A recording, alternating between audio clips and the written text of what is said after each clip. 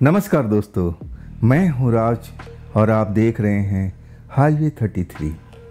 तो चलें दोस्तों आज की कहानी के सफ़र पर। दोस्तों आज की जो कहानी हमें भेजे हैं ना, उनका नाम है जगदीश।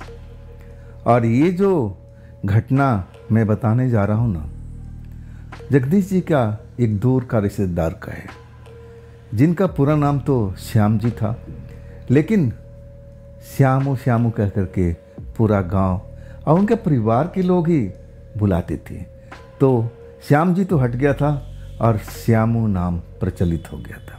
लेकिन जैसे वो सांवले थे श्याम जी की तरह, इसलिए उनके परिवार ने उनका नाम रखा था। अब जो उम्र थी ना, शादी के निकल चुकी थी, शादी उनकी नहीं हो पा रही थी। वजह साफ था, सांवले रंग के थे और कोई उनको पसंद करता ही नहीं था। ना जाने कितने रिश्ते उनके परिवार वालों ने ढूंढा, लेकिन कोई भी सक्सेस नहीं हो पाया। अब वो तो ऐसी अब उनकी हालत हो गई थी कि उम्र अब पार हो रही थी, लगभग 30 साल का हो चुके थे, शादी हो ही नहीं पा रही थी। बड़े निराशा में डूबे हुए थे वो भी और उनका परिवार भी, कि अब क्या होगा।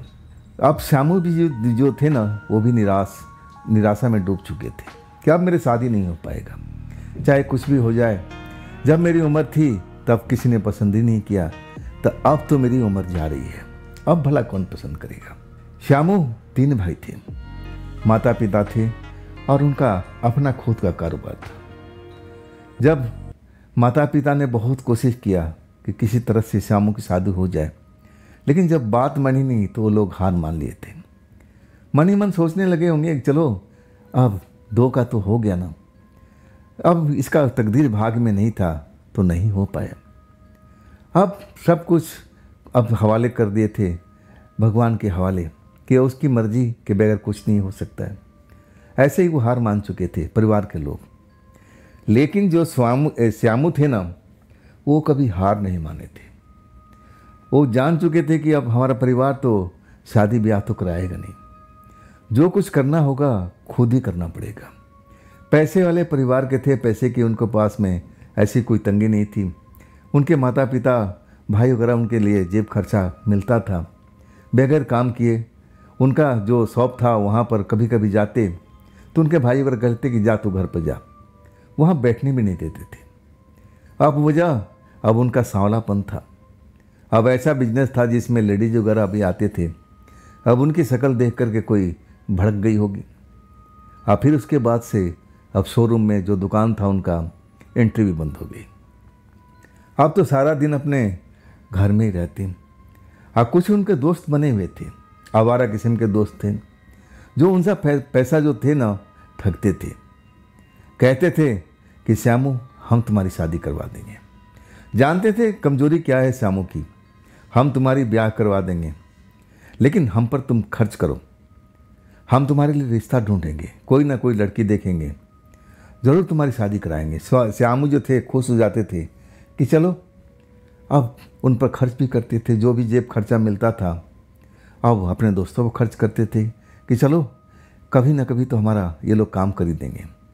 लेकिन दोस्त ऐसे नहीं थे कि वो शादी कराने के मूड में थे, बस उनका इस्तेमाल कर रहे थे, अपना मतलब हल कर रहे थे, अपना खाने पीने का सामान का जुगाड़ करते थे।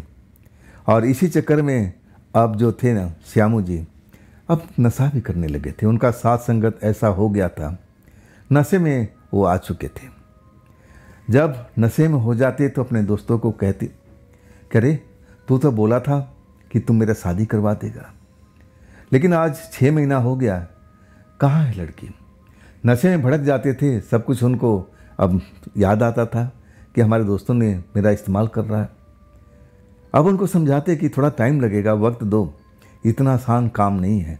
जब तुम्हारे माँ बाप ने इतना समय निकाल दिया, कोई लड़की नहीं मिली, तो हमें तो कुछ और मौका दो।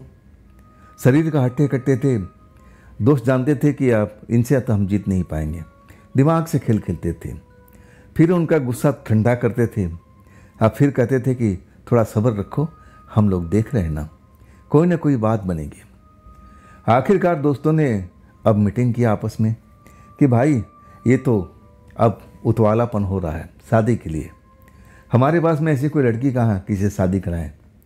अब तो हमारा खर्चा पानी भी बंद हो जाएगा। कुछ ऐसा उपाय किया जाए कि इसको कुछ बहलाया जाए, कुछ ऐसी जगह भेजा जाए तब इसको लगे कि हाँ, हम इसके बारे में सोच रहे हैं। अब दोस्तों ने कई तरह का आपस में मीटिंग किया, बात किया। तब एक दोस्त कहता है कि मैं एक ऐसा बाबा के जानता हूँ जो तंत्र मंत्र का जानकार हैं, उसका ये उपाय कर सकते हैं, तो क्यों ना उस बाबा के पास में लेके जाया जाए। तंत्र मंत्र करेंगे तो शायद हो सकता है कि इसका रिश्ता भी अब तय हो जाए, बात बन जाए, कोई भूला भटका इसके घर पर आ जाए। अब दोस्त ने सबको अब आपस में तय कर लिया। अब फिर स्वामी जी के लेकर के तांत्रिक बाबा के पास पहुंचते हैं। दोस्त सब कुछ बताते हैं। तब तांत्रिक बाबा समझाते हैं कि देखो, ये रिश्ता जब इसके माँ बाप ने नहीं करा पाया तो हम कहाँ से कराएंगे। ऐसा कोई तंत्र मंत्र नहीं है कि हम रिश्ता करा सकते हैं। लेकिन जो लड़के थे ना, जिद पर अड़े थे, कह रहे थे कि बाबा जो भी खर्चा लगेगा, जितना भी पैसा लगेगा, हम लोग इससे दिलवा देंगे। बस कैसे भी करके अब इसकी रिश्ता करवा दो, कैसी भी लड़की हो, बस एक बार अब इसके दुल्हन बन जाए। बाबा कहने लगे नहीं भाई, मेरे पास ऐसा कोई काम नहीं है, ना मैं ऐसा कोई तंत्र मंत्र जानता हूँ। हाँ, तुम आप लोग जिद कर रहे हो तो शमशान में जाओ ना। वहाँ पर रात के टाइम में अघोरी लोग, कुछ बाबा लोग भी तपस्या करने आते हैं, साधना करने आते हैं। उनके पास में तो अपार शक्ति होती है, वो तो जो चाहें वो कर सकते हैं। अब दोस्तों को लगा कि हाँ, ये तांत्रिक बाबा सही कह रहे हैं। लेकिन रात में शमशान के जाने पर कोई तैयार नहीं हुआ। सब डरते थे कि भला मैं क्यों शमशान जाऊँ, मुझे थोड़ी अब वहाँ जाना है, भूतों के बीच में थोड़ी जाना है हमें। आपस में दोस्त, तू जा, तू भी तो पैसा खाया है। सब आपस में अब एक दूसरे की इंगित कर रहे थे कि देखो, सब ने मिलकर पैसा खाया, इसको अच्छी तरह से हम लोग लूटे हैं, तो कम से कम ये तो काम करा दें। लेकिन कोई भी दोस्त तैयार नहीं हो रहा था। रात के टाइम शमशान में जाने के लिए कोई भी तैयार नहीं हो रहा था। फिर दोस्तों ने मीटिंग बनाया कि चलो हम ऐसे इससे बात करते हैं। फिर श्यामू को बुलाया गया। श्यामू को अब अपना वो जो दोस्त थे ना, समझाने लगे कि देखो, तांत्रिक बाबा ने जो कहा है ऐसे ऐसे कि शमशान में रात के टाइम में, आधी रात के टाइम में वहाँ पर जाना पड़ेगा। तब श्यामू कहे कि ठीक है भाई, चलो मैं भी आपके साथ में चलूँगा, कुछ बात बन जाए तो अच्छी तरह से अच्छी बात है। लेकिन दोस्त जानते थे कि हम में से तो कोई जाएगा नहीं, सब डरपोक हैं, और उन्होंने प्लान बना रखा था। तब कहने लगे कि तांत्रिक बाबा ने कहा है कि ये काम तो तुम्हें अकेले करना पड़ेगा। जो वहाँ पर कोई साधु बाबा, कोई अघोरी, कोई साधना करने के लिए आता है, अब उनके पास जाओ, उनसे विनती करो। अगर वो तुम्हारा दुख दर्द समझ लेते हैं तो हो सकता है कि वो तुम्हें वरदान दे दे, कुछ ऐसा तंत्र मंत्र दे दे जिससे तुम्हारे घर बच सके। श्यामू समझ गए थे कि दोस्त हमारी मदद कर रहे हैं ना। तब भला आज के टाइम में कौन किसका फिक्र करता है, सीधे साधे इंसान थे। इतना अब जो भी समझाते थे दोस्त वो समझ जाते थे कि हम हमारे भले के लिए हो रहा है। लेकिन कहने लगे मैं अकेले जाऊंगा तो मैं तो सुना हूँ कि वहाँ पर भूत पिशाच भी होते हैं। तब उनके दोस्त ने समझाने लगा कि तुम्हारे पास में कौन भला भूत आएगा, लड़की तो कोई ढंग की मिल नहीं रही है, तो तुम्हें तो भूत देख कर भी डर जाएगी। मजाक मजाक में श्याम जी भी हंस पड़े। आप फिर दोस्तों ने समझाया कि देखो, डरने की आवश्यकता नहीं है, अगर तुम डर जाओगे ना सारा काम खराब हो जाएगा। तुम्हें रात को, अमावस की रात को शमशान में जाना है, और वहाँ पर कोई बाबा मिलता है, उनके लिए कुछ खाने पीने का, मिठाई वगैरह कुछ ऐसा तोहफा लेके जाना, ताकि उनका अब आदर सत्कार कर सको, बाबा प्रसन्न हो जाए, और फिर तो तुम्हारा वो काम कर सकते हैं। श्यामू को लगे कि हमारे दोस्त सही कह रहे हैं, मुझे ऐसा ही करना चाहिए। अमावस की रात आती है और श्यामू तैयार हो जाते हैं। मिठाई वगैरह से अब वो अपना थैला भर लेते हैं, और फिर आधी रात होते ही शमशान में चले जाते हैं। वहाँ जाते हैं डरे हुए हालत में कि अगर वहाँ कोई भूत प्रेत होगा तब मेरा क्या होगा। लेकिन जब शमशान में पहुँच जाते हैं ना, तो शमशान पूरा का पूरा खाली दिखाई देता है, कोई होता ही नहीं वहाँ पर। अब काफ़ी देर इंतज़ार करते हैं, इधर उधर देखते हैं, कोई बाबा उनको, कोई अघोरी, कोई भी नज़र नहीं आता है। मिठाई का थैली अब रख देते हैं, इधर उधर घूमने लगते हैं कि हमारे दोस्तों ने तो बताया था कि आज की रात यहाँ कोई ना कोई आता है साधना वगैरह करने के लिए। तो अभी तक तो इतना टाइम हो गया, आधी रात से ऊपर का वक्त हो चुका है, अभी तो कोई आया नहीं है। अब इधर उधर शमशान में घूमने लगे। अब पूरा तरह देख लिए, शमशान पूरा का पूरा खाली था। जब उधर से लौट के आते हैं जहाँ पर वो थैला रखे हुए थे, तो थैला गायब था। थैला था ही नहीं, मिठाइयों से भरा थैला। उनको लगा कि अरे कोई जानवर वगैरह उठा के ले गया। थैला ढूंढने लगे, लेकिन उनको कुछ थैला मिला नहीं। बहुत देर तक वहाँ इंतज़ार किए कि चलो कोई बाबा मिल जाए, कोई अघोरी मिल जाए, कुछ मेरा भला हो जाए। लेकिन वहाँ अघोरी, ना कोई तांत्रिक और ना कोई भूत उनको नज़र भी आया, कुछ भी नज़र नहीं आया। तब वो अपने घर लौट आते हैं। अगली सुबह जाते हैं अपने दोस्तों के पास में, पूरा किस्सा बताते हैं कि भाई तुम लोगों ने झूठ बोला था। वहाँ तो कोई, ना तो घोरी बाबा थे, ना कोई तांत्रिक बाबा थे, और ना मैं वहाँ पर कोई भूत प्रेत देखा। उल्टा नुकसान हो गया।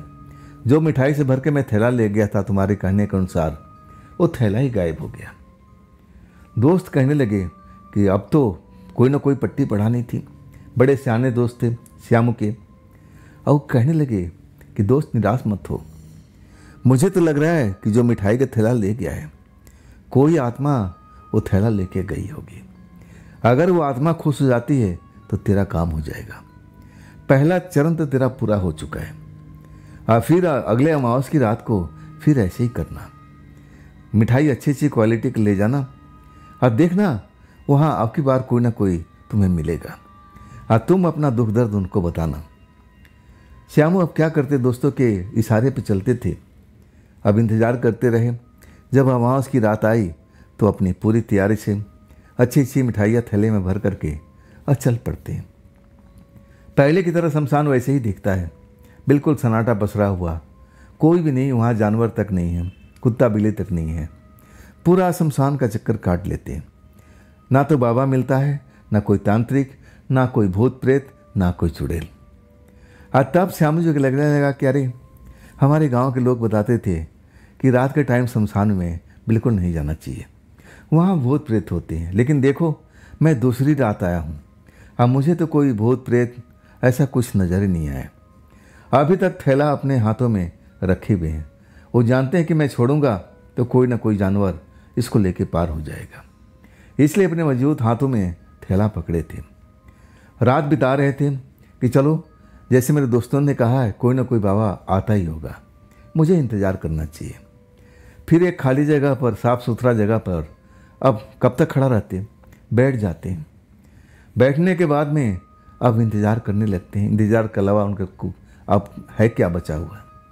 ज़रा से भी कहीं शमशान में हाट होती है तो उनको लगता है कि कोई बाबा आ गया है, लेकिन जब उठ के देखते हैं तो कोई भी नज़र नहीं आता। फिर दूसरी साइड से कोई ऐसा ही अब आवाज़ सुनाई पड़ती है। फिर वो देखते हैं तो वहाँ कोई नज़र नहीं आ रहा। ऐसा ही कुछ देर तक चलता रहता है। उनको लगा कि आज ही मुझे निराशा से लौटना पड़ेगा। अभी तक तो ना कोई बाबा, ना तांत्रिक, ना ऐसा कुछ मुझे नज़र आया। तो मैं क्या करूं? टाइम भी अब ज़्यादा हो रहा है, क्या मैं घर लौटूं? अपने आप से सवाल कर रहे हैं। तब उनका मन कहता है कि थोड़ी देर और इंतज़ार कर लो। अब बार बार अमावस की रात थोड़ी आती है, फिर इसको आने में टाइम लगेगा। चलो थोड़ी देर और इंतज़ार करते हैं। इंतज़ार करने लगते हैं। इंतज़ार करते करते कब उनकी आंख लग जाती है, वो भी शमशान में। एक हाथ से मिठाई का थैला मजबूती से पकड़ रखे हैं कि कोई जानवर ऐसा कोई खींच कर न ले जाए। अब बैठे बैठे उनको सुस्ती आ जाती है, आंख बंद हो जाती है। उनको कोई जगाता है ना, तब श्यामू की आंख खुलती है। जब आंख खुलती है तो एक लड़की को देखते हैं। लाल कपड़ों में लड़की उनके सामने खड़ी है और उनको आवाज़ दे रही है, अरे तुम कौन हो और यहाँ पर क्या कर रहे हो? क्या तुम्हें मालूम नहीं है कि ये शमशान है? यहाँ पर रात में जिंदा इंसान नहीं आता है, ये मरे हुए लोगों का घर है। तो तुम यहाँ पर क्या कर रहे हो बालक? जब वो लड़की दिखाई देती है श्यामू को तो उठ करके खड़े हो जाते हैं और देखने के पूरा कोशिश करते हैं कि भाई ये कौन है। ये तो कोई ऐसे तांत्रिक तो नहीं लग रही है, ना कोई अवसाधक लग रही है, देखने में साधारण सी लड़की लग रही है, लाल कपड़ा पहन रखी है। अब मुझसे ये उल्टा सवाल पूछ रही है कि शमशान में आपको नहीं आना चाहिए, तो यूँ क्यों आई है। यही सवाल उस लड़की से अब वो पूछने लगे कि चलो मैं तो किसी काम से आया हूँ, लेकिन आप इस जगह पर क्यों आई हो। लड़की अब उल्टा जब सवाल सुनती है उसका दिमाग चकरा जाता है। अब समझ जाती है कि ये एड़ा व्यक्ति है, ऐसे ही है, दिमाग का कम है। तब वो वही फिर सवाल पूछती है कि मैं तो भटकते भटकते यहाँ पर आ गई, रास्ता भटक गई थी, लेकिन तुम यहाँ कैसे आए हो, तुम्हारे आने का उद्देश्य क्या है। लड़की आराम से अब जल्दीबाजी नहीं करती है, अब थोड़ा सा शांत होकर के अब यही सवाल उनसे दोहराती है। श्यामू जी अब उसका उत्तर दे रहे हैं, जो कुछ उनके मन में था, और सब कुछ बताने लगते हैं उस लड़की से कि मेरे दोस्तों ने कहा था कि देखो श्यामू, अमावस की रात को तुम शमशान में जाना, मिठाई अच्छे लेके जाना, वहाँ पर तपस्वी आते हैं, साधना करने वाले लोग आते हैं, तांत्रिक बाबा भी आते हैं, उनको मिठाई दे देना, वो खुश हो जाएंगे, अब फिर तुम्हें आशीर्वाद देंगे, अब फिर तुम्हारा लगन हो जाएगा, कोई ना कोई अब लड़की तुम्हारी दुल्हन बन जाएगी। मैं इसलिए आया था यहाँ पर। ये भोलापन देख करके जो लड़की थी मन ही मन मुस्कुराती है, अपनी हंसी रोक नहीं पाती है, हंसने लगती है। तब श्यामू कहते हैं आप हंस क्यों रही हो, आप हंस क्यों रही हो, आप ऐसे कैसे भटक के आ गई, क्या आपको मालूम नहीं था कि ये शमशान है। तब वो लड़की कहती नहीं बाबा, मुझे नहीं मालूम था कि ये शमशान है। जब मैं यहाँ पर आई, आपको देखा तो मुझे लगा कि आपकी मदद करना चाहिए, आप शमशान के अंदर बैठे हो, देखो यहाँ पर ऐसा कुछ नहीं आता। कहाँ हो सकता है कभी कभी आते लोग होंगे तांत्रिक लोग, लेकिन आज तो नहीं है ना, अगर आना होता तो कभी का आगे होंगे, तुम अपना समय व्यर्थ कर रहे हो, चलो यहाँ से तुम निकलो, अपने घर जाओ। अब जो श्यामू थे अब कहने लगे नहीं, देखो अमावस की रात बड़े दिनों के बाद में आता है, और मैं चाहता हूँ कि आज ये रात यहीं बिताऊँ, इंतज़ार करूँ, कोई ना कोई बाबा ज़रूर आएगा, मैं बाबा को मिठाई दूंगा और वो मुझ पर खुश हो जाएंगे, मुझे आशीर्वाद देंगे, मेरा काम बन जाएगा।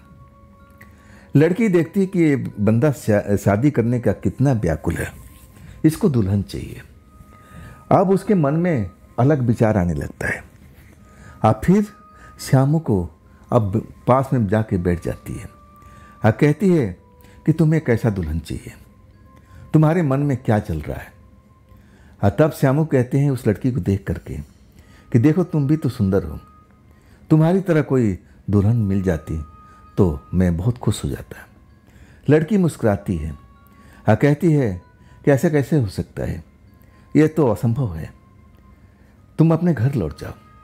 लेकिन श्यामू जो है ना अब अपना जिद पर अड़े रहते हैं कि नहीं आप जाइए, आपको यहाँ पर नहीं आना चाहिए, यहाँ पर भूत प्रेत रहते हैं और शायद मुझे तो आज तक कोई दिखा नहीं, लेकिन क्या पता आप औरत जात हैं, कहीं आप पर वो नज़र रखे हों, आप चले जाइए, चलिए मैं आपको शमशान के बाहर निकाल के आता हूँ। अब जो श्यामू थे ना उस लड़की पर मेहरबानी करने लगे, उनको लगा कि लड़की रास्ता भटक के आ गई है, इसकी मदद करना चाहिए। लड़की उनका भोलापन देख करके अब बड़ा खुश हो जाती है। अब फिर कहती है कि बैठो बैठो, मैं तुमसे बात करना चाहती हूँ। श्यामू बैठ जाते हैं और तब श्यामू पूछते हैं कि हाँ बताइए, क्या आप मेरे से बात करना चाहती हैं। और तब वो कहती है क्या मैं तुम्हें पसंद हूँ। श्यामू देखते हैं और कहते हैं हाँ बिल्कुल पसंद हो आप। और तब लड़की कहती है कि मैं एक आत्मा हूँ। आत्मा शब्द जब सुनते हैं श्यामू तो हंसने लगते हैं, ये भला कैसे हो सकता है, आप झूठ बोल रही हैं, आत्मा तो कोई नज़र आता ही नहीं है। जैसे मैंने सुना है, जो मैं जानता हूँ, मैं इतना भी भोला नहीं हूँ जितना आप मुझे समझ रही हैं। मैं सब कुछ जानता हूँ भूतों के बारे में, हमारे दोस्त बताते रहते हैं। आप लड़की हैं, क्या आप मेरे से शादी करेंगी। वो जो लड़की थी अब उनका भोलापन देख करके मुस्कुराने लगती है और कहती है कि हाँ, शादी मैं कर सकती हूँ, लेकिन मेरी शर्त है। अगर तुम शर्त को मानोगे तो मैं तुम्हारे साथ अब रिश्ता कर सकती हूँ। अब श्यामू जी बड़ा खुश कि अरे, शमशान में आने के बाद तो ये तो चमत्कार हो गया, लड़की भी आ गई और मेरा रिश्ता भी अब मानने के लिए तैयार है। ये बड़ा खुशी की बात है। मन में लड्डू फूटने लगा। अतः पूछते हैं कि अब कौन सी शर्त मुझे मानना पड़ेगा। तब लड़की बताती है कि बताओ अपने परिवार में कितने लोग रहते हैं। श्याम जी बताते हैं उंगलियों पर गिन करके कि मेरे घर में 10-12 लोग तो रहते ही हैं, बच्चे बच्चे लेकर के। तब लड़की बताती है कि नहीं, इतने बड़े परिवार में मैं दुल्हन बन के नहीं जा सकती। मुझे तो एक ऐसा घर चाहिए जहाँ पर आपके अलावा, मेरे अलावा कोई दूसरा व्यक्ति ना हो। बिल्कुल सुनसान जगह होनी चाहिए जहाँ पर रात के टाइम हम दोनों अकेले अब प्रेम मोहब्बत कर सकें। श्यामू जी सोचने लगते हैं कि अरे, ऐसा घर कहाँ है? हमारा परिवार तो भरा पूरा है, अब ऐसा घर कहाँ मिलेगा, कहाँ मिलेगा? मन ही मन सोचने लगते हैं, याद नहीं आ रहा है। तब उनका खेत वाला घर यानी बोरिंग वाला घर याद आ जाता है। एक तो बोरिंग का कमरा था और एक सामान वामान रखने का, और उसमें कभी कभी लोग रुकते भी थे जब रात को पानी वानी की जरूरत पड़ती थी, खेतों में कोई रखवाली का काम होता था, तब वहाँ रुका भी जाता था। वो घर उनको ध्यान आ जाता है और कहते हैं कि हाँ हाँ, मेरे खेतों में एक घर है, शायद आपको पसंद आएगा। वहाँ पर हम रात को रखवाली करने के लिए रुकते हैं, हमारा ट्यूबवेल भी है। लड़की मुस्कुरा देती है और कहती है कि ठीक है, मैं पहला शर्त जो बताई थी आप उसमें पार हो गए। अब दूसरी बात सुनो आप। वो कहने लगी कि देखो, मैं ये सब आलतू फालतू चीज़ें नहीं खाती हूँ, मुझे मांस पसंद है, मुझे मांस का भोजन करना अच्छा लगता है। तब श्यामू कहते हैं इसमें कौन सी बड़ी बात है, हमारे घर में कभी कभी बनता है, मैं आपके लिए अलग से लेके आऊँगा, होटल से प्रबंध कर दूँगा, ये भी कोई बड़ी समस्या नहीं है। अब तो आप राजी हैं ना? तब तीसरी शर्त बताने लगी कि नहीं, एक और शर्त है। देखो, मैं दिन के टाइम में कभी नज़र नहीं आऊँगी। श्यामू जी चौंकने लगे, चौंक करके कहने लगे फिर दिन में कहाँ जाओगी तुम? लड़की हंस के कहने लगी, अरे भाई, मैं आत्मा हूँ ना, मैं दिन में नज़र नहीं आती किसी को, मैं तुम्हें भी नज़र नहीं आऊँगी। अब श्याम जी हंसने लगते हैं, क्यों मजाक कर रही हो मैडम, ऐसा कैसे हो सकता है?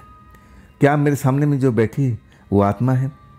श्याम जी उसका हाथ पकड़ते हैं, महसूस करते हैं, तब कहते कि नहीं, आप आत्मा हो ही नहीं सकती हो, आप मेरे से झूठ बोल रही हो। तब लड़कीपन जो लड़की है अब उनके भोलेपन पर दिल आ जाता है। कहती है कि नहीं, मैं मजाक कर रही थी, मैं कोई आत्मा वगैरह नहीं हूँ, लेकिन ये शर्त तुम्हें मानना होगा। मैं अकेले घर में रहना पसंद करती हूँ, मुझे मांस खाना अच्छा लगता है, इसके अलावा मैं कुछ भोजन नहीं करती हूँ, लेकिन मैं रात को तुम्हारे कमरे में इंतज़ार करूँगी और तुम पूरा भोजन की व्यवस्था करके अपने खेत वाले घर पर आओगे। हम दोनों रात वहीं बिताएंगे और सुबह होते ही तुम अपने घर लौट जाओगे और मैं भी अपने घर लौट जाऊंगी। ये जो रिश्ता रहेगा ना हमारा, सिर्फ रात का रहेगा और इसके बारे में तुम किसी से भी बात नहीं करोगे, ना तो अपने घर में किसी सदस्य से, ना अपने यार दोस्तों से। अगर ये तुम शर्त मानते हो तो मैं तुम्हारे साथ रहने के लिए तैयार हूँ। श्यामू जी सोचने लगते हैं कि देखो, मेरी उम्र तो निकल गई, बड़ी मुश्किल से ये कन्या हाथ आ रही है, अब इसको छोड़ना नहीं चाहिए। कहते हैं कि मुझे आपकी सारी शर्तें मंजूर हैं, जैसा आप कहोगी मैं करने के लिए तैयार हूँ। लड़की कहती है फिर चलो, फिर वो घर दिखाओ अपना जो खेत में है, मैं भी देखना चाहती हूँ। श्यामू जी बड़ा खुश हो गए, लड़की राजी। श्यामू जी को और क्या चाहिए थी, जिस दुल्हन के तलाश में वो ना जाने कब से भटक रहे थे, और आज वो दुल्हन उनके सामने में खड़ी थी, और क्या चाहिए। खुशी के मारे फूले नहीं समा रहे थे। तब उस लड़की से कहते हैं कि अपना नाम तो बताओ। लड़की नाम बताती है। अब इसके बाद अब श्यामू जी तैयार हो जाते हैं और कहते हैं फिर चलिए ना, देर किस बात की है, हम चलते हैं, मैं आपको उस घर दिखाता हूँ, ट्यूबवेल वाला घर। वहाँ पर हमें कोई डिस्टर्ब नहीं करेगा, वहाँ पर भी रात को कोई आता जाता नहीं है। अब श्यामू जी अपना थैला उठाते हैं मिठाई का और लड़की कहते हैं कि चलिए। तब वो लड़की कहती कि ये क्या है हाथ में, ये क्या है थैले में। तब श्यामू जी बताते हैं कि मिठाई है, मैं उन बाबाओं के लिए लेके आया था।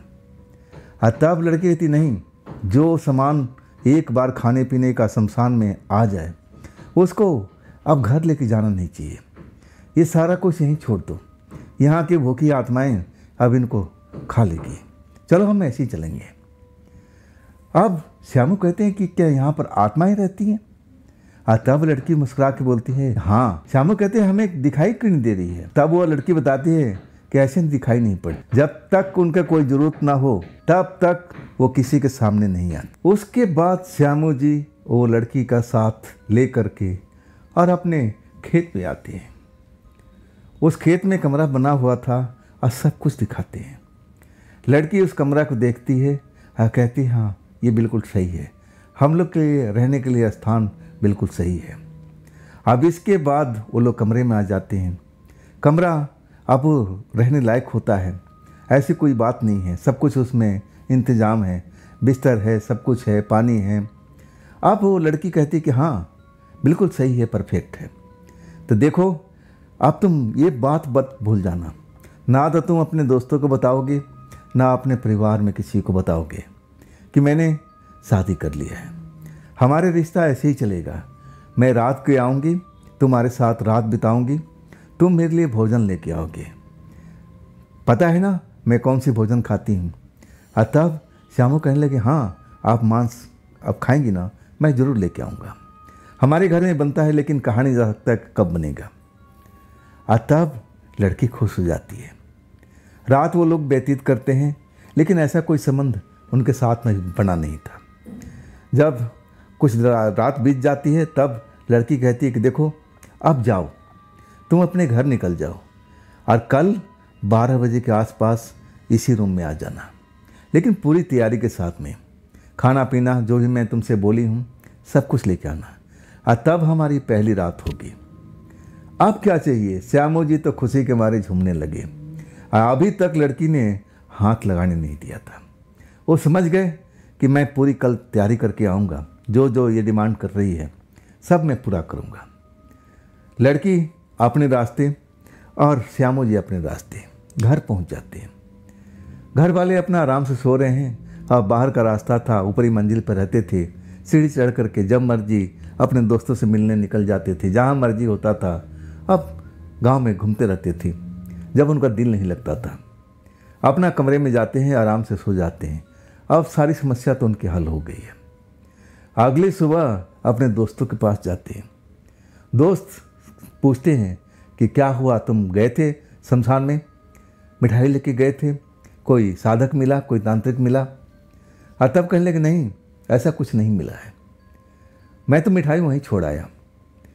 मन तो कर रहा था कि मैं अब श्यामू का कि मैं सब कुछ बताऊं, लेकिन लड़की ने हिदायत दिया था कि अगर तुम बताओगे तो हमारा रिश्ता कभी चल नहीं पाएगा। बात को छुपा लेते हैं। दोस्त बड़ा खुश हो जाते हैं कि चलो आज हम पर भड़के नहीं। और तब वो कहते हैं कि ऐसा अगली बार भी करना, अमावस की रात आएगी और देखना इस बार तो ज़रूर कोई ना कोई वहाँ पर तपस्वी मिलेगा, साधना करने वाला मिलेगा और मिठाई खाकर तुम्हें आशीर्वाद जरूर देगा। श्यामू जी बताना चाहते थे, मन में अब ऐसा ख्याल आ रहा था कि नहीं बताते थे दोस्तों को, लेकिन लड़के का चेहरा सामने आ जाता था और वो मन ही मन चुप हो जाते थे कि नहीं बताऊंगा, अगर उसको मालूम हो गया फिर वो लड़की भी यहाँ से चली जाएगी। शाम होता है, पूरी तैयारी कर लेते हैं। होटल से अब जाकर के खाना लाना था, घर में तो बोल नहीं सकते थे। फिर रात के टाइम जब परिवार के लोग सो गए, 9 बजे के आसपास वो अपना तैयारी करके अच्छे अच्छे कपड़े पहनते हैं, परफ्यूम लगाते हैं और फिर अपना ढाबा पे चले जाते हैं रोड के किनारे। वहाँ पर जितना उसने बताया था कि इतना अब मांस लेके आना, वो मांस को ऑर्डर देते हैं। अब होटल वाले को क्या है, क्यों पूछे इतना क्यों चाहिए, पूरा पैकेट बना करके और दे देता है कि लो भाई आपका ऑर्डर है। चले आते हैं अपने खेत में। खेत में आने के बाद अब उस रूम में जाते हैं, इंतज़ार करने लगते हैं। लेकिन अभी आधी रात तो हुई नहीं थी ना, अब समय नहीं कट रहा था। अब व्यतीत हुआ समय, रात का 12 बजा। अब फिर लड़की आ जाती है, अंधेरे में से अचानक निकल करके श्याम जी के सामने आ जाती है। अब लड़की को देख के बड़ा खुश हो जाते हैं। और लड़की भी सज संवर के आई थी जैसे कोई नई नवेली दुल्हन हो। अब देखते ही रह जाते हैं श्यामू जी, बाहों में भरने की कोशिश करते हैं। और तब लड़की कहती नहीं नहीं, पहले हम लोग भोजन करेंगे और इसके बाद आगे का। अब जाकर के कमरे के अंदर में भोजन करते हैं। लड़की जब मांस वगैरह देखती है बड़ा खुश हो जाती है, भोजन करती है, इतना सारा मांस खा लेती है। अब देख करके थोड़ा हैरानी जरूर होती है श्यामू जी की, लेकिन पूछने की हिम्मत नहीं करते। अगर वो मन ही मन सोचते हैं कि अगर मैं पूछूंगा तो लड़की कहीं भड़क ना जाए, चलो इसी बहाने कम से कम दुल्हन तो मिली। अब मैं ऐसा तो नहीं है कि बगैर दुल्हन का हूँ। अब भोजन करने के बाद में लड़की आराम से अंगड़ाई लेती है और कहती है कि ठीक है अब चलो हम अब रात बिताते हैं।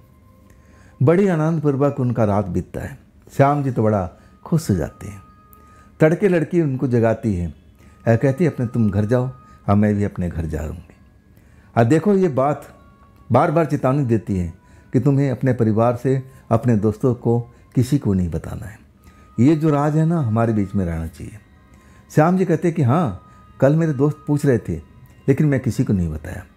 और तब लड़की कहती है कि हाँ तुमने अच्छा किया, अगर तुम बता देते ना तो मैं तुम्हारे पास बिल्कुल नहीं आती। अब इस तरह जो उनका जो सिलसिला था ना वो चलने लगा। अब मांस खरीदते थे वो भी ज़्यादा महंगा होता था, जो जेब खर्चा उनको मिलता था वो तो कम पड़ने लगा। पैसे की डिमांड अपने परिवार से करने लगे।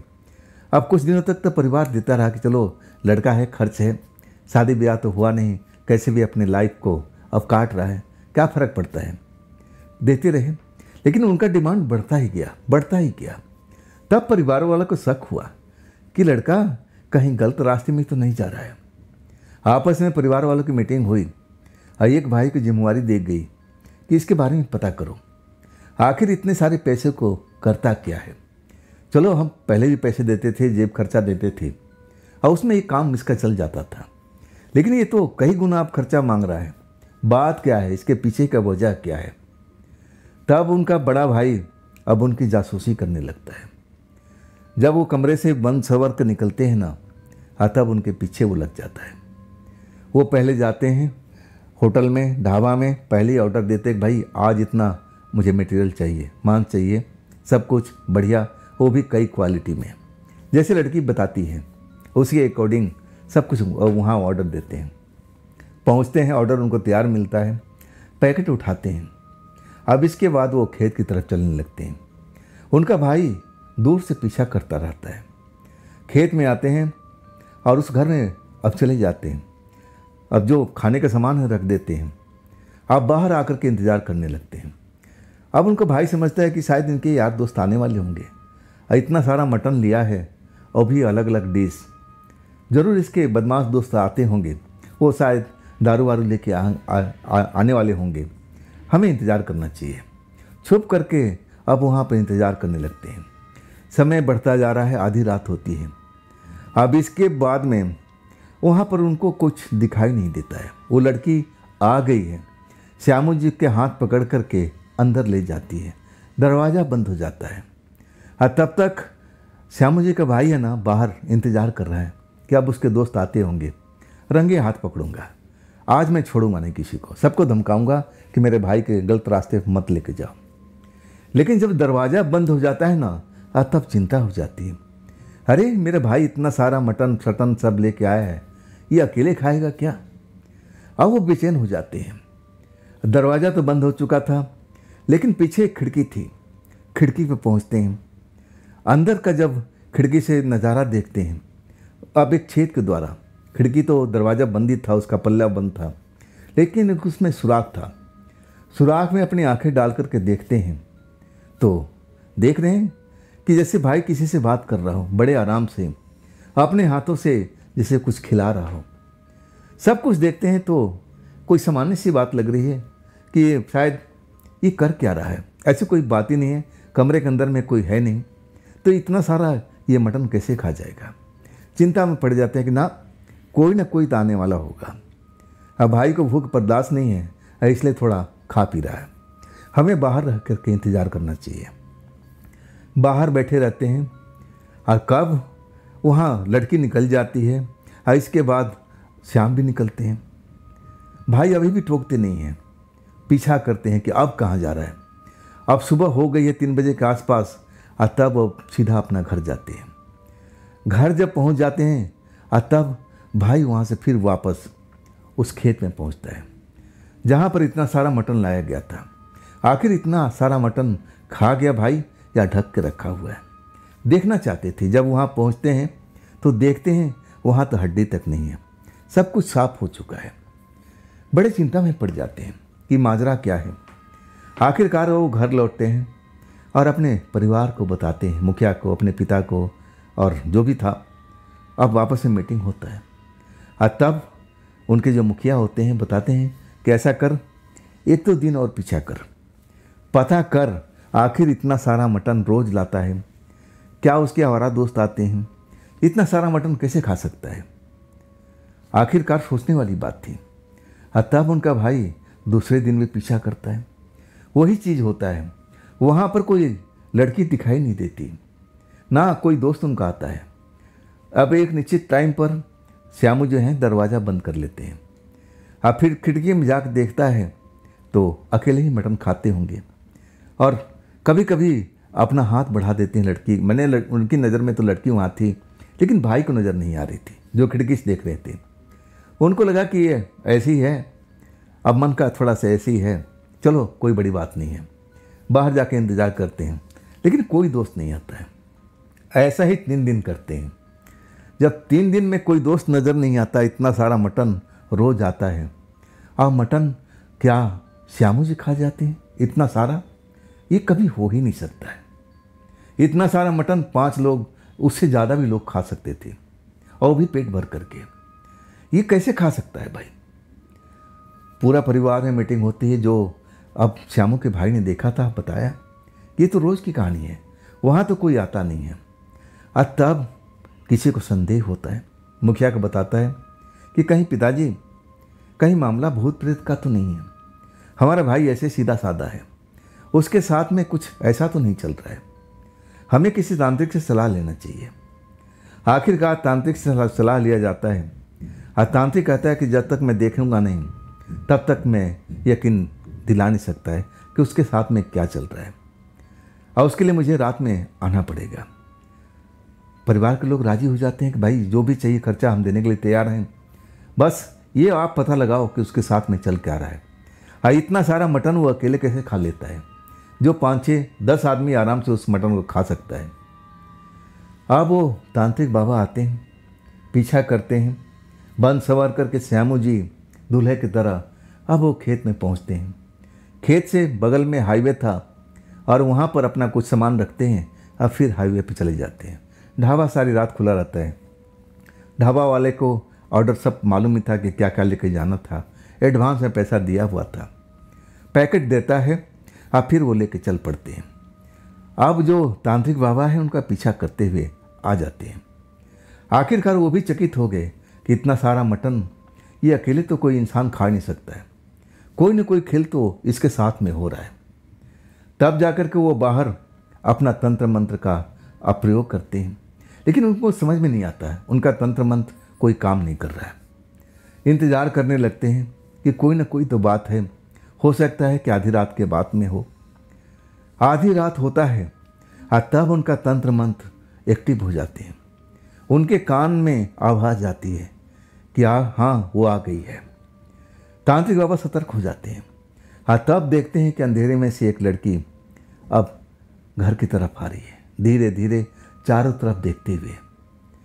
दरवाजे पर श्याम जी खड़े हैं, उस लड़की से गले मिलते हैं, हाथ पकड़ते हैं और अंदर चले जाते हैं।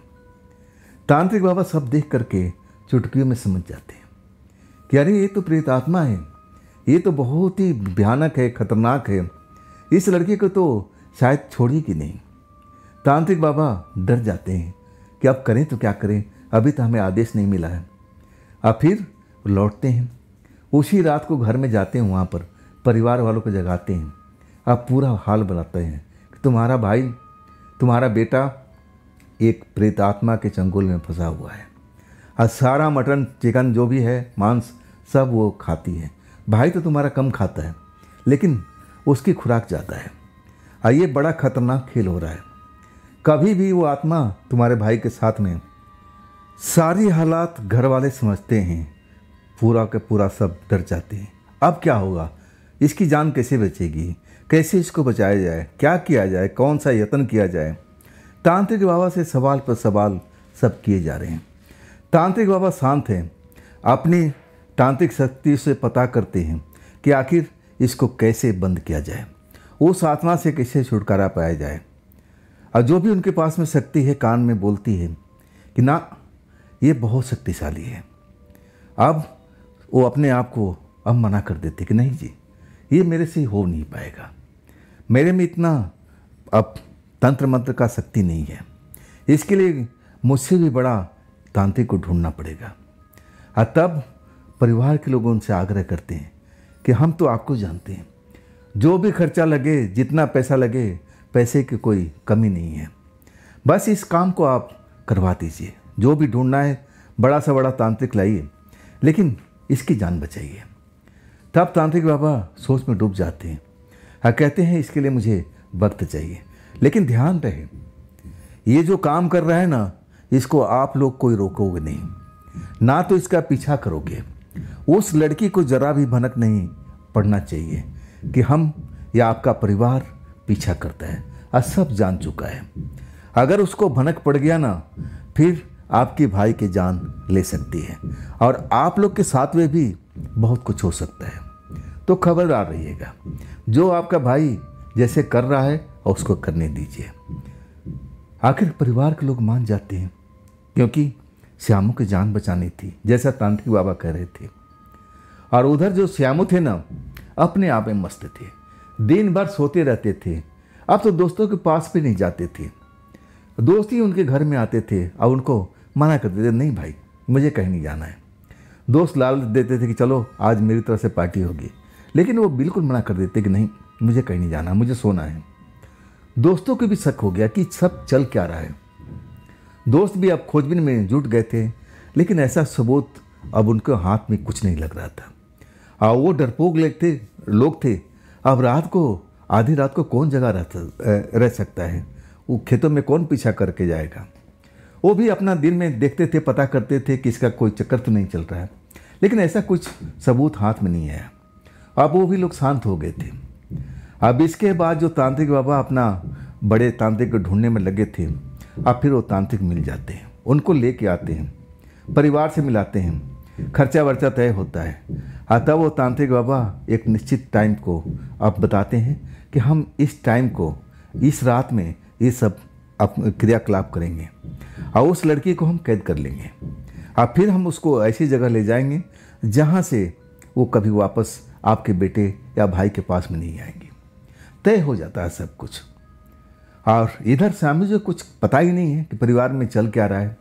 लोग देखते थे, उनको घूरते थे, उनको लगा कि ये तो रोज़ वाली बात है, ऐसी क्या है। बिल्कुल उनको परवाह ही नहीं था। अपना खाना भी खाते थे, घर में आराम से दिन भर पड़े रहते थे, सोते थे। रात में जागना होता था, उस लड़की के साथ अपना अब समय व्यतीत करना होता था। रात में कभी भोजन नहीं करते थे, उस लड़की के साथ ही भोजन करते थे। और वही अब चल रहा था। हफ्ता दिन के बाद वो मुहूर्त आता है और तब तक रोज़ श्याम जी रोज़ की तरह अपना वहीं जाते थे। जब वो मुहूर्त आता है तो तांत्रिक सारे इकट्ठे हो जाते हैं परिवार में। अब पूरी तैयारी बताते हैं कि देखिए हम लोग ये करने वाले हैं और ये भी हो सकता है कि हमसे भी गलती हो सकती है, वो आत्मा छूट के भाग भी सकती है। रिस्क है, अगर आप कहोगे तो हम करेंगे और नहीं तो नहीं करेंगे। परिवार वाले थोड़े डर जाते हैं, अब सोच में पड़ जाते हैं कि यहाँ कहें ना कहें। लेकिन अब श्याम जी के जीवन का सवाल था, जैसे तांत्रिक बाबा कह रहे थे। अब कहते हैं कि बाबा रिस्क तो लेना ही पड़ेगा, लेकिन इसमें मेरे श्यामू को कुछ नहीं होना चाहिए। तब तांत्रिक बाबा कहते हैं कि नहीं, उसको हम कुछ होने नहीं देंगे, आप लोग चिंता मत करिए।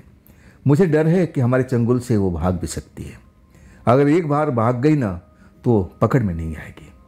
लेकिन हम भी अपनी पूरी तैयारी में हैं। इसके बाद सब कुछ बता देते हैं।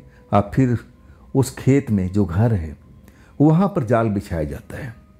तंत्र मंत्र का शक्ति वहाँ पर उपयोग होता है, सारे तांत्रिक मिलकर करते हैं। जिधर से वो आती है ना वो रास्ता खुला रखा जाता है। अब बाकी हर जगह पर बंदिश किया हुआ है। उस घर को चारों तरफ से बंदिश कर दिया गया है, क्योंकि लड़की जैसे प्रवेश करेगी इधर का द्वार जो रास्ता है तंत्र मंत्र से शक्ति से बंद कर देंगे। इसके बाद वो लड़की उसी घर में फंस के रह जाएगी। अब इसके बाद जब हो जाता है तो आसानी से तांत्रिक बाबा उनको पकड़ सकते हैं। ऐसा ही पूरा जाल बुना जाता है। इंतज़ार होने लगता है। आखिरकार आधी रात के वक्त लड़की अपना वही रास्ते से अब आती है। इधर उधर देखती है, कोई नहीं है। तब वो आराम से दरवाजे पर जाती है और वो श्याम जी थे अंदर कमरे में। जब आवाज़ सुनते हैं तो वो बाहर निकल आते हैं। दोनों लोग गले मिलते हैं और फिर कमरे में चले जाते हैं। दरवाज़ा बंद हो जाता है। वही वक्त था कि सारे तांत्रिक एक्टिव हो गए थे। तंत्र मंत्र के शक्ति से उस रास्ता को बंद कर देते हैं। अब पूरा जो घर है ना अब उनके हद में आ चुका था। अगर वो तांत्रिक जो लड़की थी ना, अगर वो चाहती भागना तो भाग नहीं सकती थी, क्योंकि हर तरफ में तंत्र मंत्र का प्रयोग किया गया था। अब इसके बाद कुछ समय बीतता है। वो लोग अपना विधि विधान करते रहते हैं। जब आधी रात से ऊपर का टाइम हो जाता है तब जो सबसे सीनियर तांत्रिक थे उस दरवाजे पर जाते हैं, नॉक करते। वो श्यामू जी की आवाज़ सुनाई पड़ती, कौन है, कौन है? तब तांत्रिक बाबा कहते हैं कि मैं राहगीर हूँ, मुझे प्यास लगी है, मुझे ज़रा बेटा पानी पिला दो, बहुत ज़ोर से प्यास लग रही है। तांत्रिक लड़की को सब पता चल जाता है कि अब तो मैं जाल में फंस गई हूँ। दरवाज़ा खोलने नहीं देती है। श्यामू जी कहते हैं कि अरे राहगीर है, पानी पिला देते हैं, भटक के आ गया है। लेकिन वो लड़की बड़ी बड़ी आँख अब उसका हो जाता है, उसका चेहरा बिल्कुल लाल हो जाता है, जैसे श्यामू जी बताते हैं। उसका रंग ढंग पूरा बदल जाता है, भयानक रूप ले लेती है। जो देखने में सुंदर थी, जिसके साथ श्यामू जी रात बिताते थे, अब उसका जो असली रूप देखते हैं ना तो उनके यकीन नहीं होता है। वो खुद डर जाते हैं। और लड़की अब श्यामू जी को बेहोश कर देती है। तांत्रिकों से कहती है कि अगर तुम ये रास्ता नहीं दिया तो मैं श्यामू को मार दूंगी। अगर श्यामू को बचाना है तो मुझे रास्ता ही देना ही पड़ेगा। अब तो चक्रव्यूह में खुद तांत्रिक फंस गए थे कि अब क्या करें। ये तो शैतानी आत्मा है, ये कुछ भी कर सकती है। आखिरकार बूढ़ा तांत्रिक सब मिलकर के सलाह मशवरा करते हैं कि अब क्या किया जाए। अगर हम इसको रास्ता नहीं देते हैं भागने का तब इस लड़के को ख़त्म कर देगी। फिर हम पार्टी को क्या मुंह दिखाएंगे, परिवार वालों को क्या मुंह दिखाएंगे। आखिरकार फैसला होता है कि नहीं, रास्ता देना पड़ेगा। और वही लड़की को बोला जाता है कि ठीक है, हम तुम्हें रास्ता देते हैं, लेकिन वो लड़का जीवित अवस्था में चाहिए, हमें प्रूफ चाहिए। उस लड़का को लेकर के बाहर निकलो और वो भी सही सलामत। अगर वो सही सलामत निकल जाता है तब हम तुम्हें जाने देंगे। लड़की शर्त को मान लेती है। दरवाज़ा खुलता है और वही भयानक रूप अब वैसे दिखाई देता है तांत्रिकों को, और वो तो पहले ही पहचान चुके थे। और फिर होश में वो जो श्यामू जी थे होश में आ गए, डरे हुए हालत में। अब वो चीख रहे, चिल्ला रहे थे कि मुझे बचा लो, मुझे बचा लो। तांत्रिक अब वो देखते हैं, पहचान नहीं पाते। उनको लगता है कि ये सब भूत प्रेत हैं, हमें मारने के लिए आए हैं। डर जाते हैं, मैं अब क्या करूं, समझ में नहीं आता उनको। तब तांत्रिक कहते हैं बेटा घबराओ मत, हम तांत्रिक हैं और तुम्हारी रक्षा के लिए हैं। ये जो लड़की है ना, अब देख लिया ना इसका असली रूप, जिस पर तुम मोहित हुए थे, कुछ ही दिनों में तुम्हारा प्राण निकाल लेती है, जैसा मुझे पता था, लेकिन तुम जान नहीं पाओगे। खैर छोड़ो, अब इसको जाने दो, और तुम तो देख ही लिए हो, हम तुम्हें कोई नुकसान नहीं पहुंचाएंगे बेटा। तांत्रिक समझाते हैं, तब जा कर के वो समझ पाते हैं। और वो लड़की बड़ा बेचैन होती है, बार बार तांत्रिकों को धमकी देती है कि मुझे रास्ता दो निकलने का, नहीं तो मैं इस लड़के को मार दूंगी। आखिरकार तांत्रिक रास्ता देते हैं और वो लड़की वहाँ से तेजी से गायब हो जाती है। अब उस लड़की को लेकर के, श्यामू जी को लेकर के वो लोग परिवार के पास पहुँचते हैं। परिवार तो सब इंतजारी कर रहा था, सब जगे हुए थे। और जब श्यामू को सही सलामत देखते हैं तब वो लोग थोड़ा खुश हो जाते हैं। पूछते हैं क्या आत्मा बस में आ गई? तब तांत्रिक बाबा कहते हैं कि नहीं, वो हमसे भी आगे निकली। पूरी कहानी बताते हैं। अगर हम उसको बांधते, रोकते तो आपके बेटे को कुछ हो सकता था। हम इतना बड़ा रिस्क नहीं लेना चाहते थे, लेकिन अब हम ऐसा करेंगे कि कभी भी श्यामू की तरफ आंख उठा के भी नहीं दिखेगी। अब उनके लिए अब एक कवच बनाया गया, रक्षा कवच, गले में, हाथ में, बाजुओं में बांधा गया। और उनको बताया गया कि तुमने देख लिया ना, जिसको तुम अपनी महबूबा समझते थे, अपनी दुल्हन समझते थे, वो क्या निकली। ये रक्षा कवच तुम्हारे लिए है। ये रक्षा कवच को कभी उतारना मत। हम लोग बीच बीच में आते रहेंगे। मैं जानता हूँ, तांत्रिक बता रहे थे कि इतनी आसानी से अपने शिकार को वो छोड़ने वाली नहीं है। और वही होता है, बीच बीच में तांत्रिक बाबा लोग आते रहते हैं, हाल चाल लेते हैं, रक्षा कवच बीच में बदल भी देते हैं। और इस तरह करते करते 2 साल बीतता है। तब वो लोग कहते हैं कि अब डर नहीं है, अब वो आपके पास में कभी नहीं आएंगे।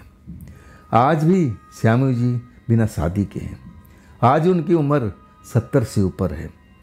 पैर थोड़ा अपाहिज हो गए हैं, ज़्यादा चल फिर नहीं सकते हैं, लेकिन पुराना हड्डी है ना, मजबूत है। खाते पीते हैं और अपना मज़े से अपने परिवार में रह रहे हैं।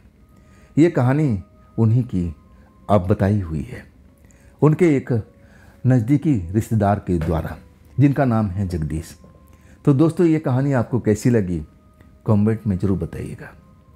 हाँ दोस्तों, अगर आपके पास भी ऐसी कोई घटना घटी है जो आप मुझे बताना चाहते हो तो आप मुझे इंस्टाग्राम, मेरे व्हाट्सएप नंबर, मेल आईडी पर आप किसी भी भेज सकते हो। दोस्तों, हमारी बहुत सारी पहले की बताई हुई कहानी है, हज़ारों से ऊपर है, उनको भी देखिए, उनमें भी बड़ा आनंद आएगा। एक से बढ़कर एक कहानी है। प्ले लिस्ट में सब की सब है। आप मेरे चैनल पर जाओगे ना, प्ले लिस्ट में, तो सारी की सारी कहानियाँ आपको नज़र आ जाएगी, उनका भी आनंद लीजिए। और फिर ये भी चैनल तो दोस्तों आप ही का है, तो इसको भी अपना प्यार दीजिए, लाइक कीजिए, सब्सक्राइब कीजिए, अपने दोस्तों को शेयर कीजिए। और फिर हम मिलते हैं ना कल की रात इसी चैनल पर, इसी टाइम पर। आप लोग अपना ख्याल रखिएगा। नमस्कार।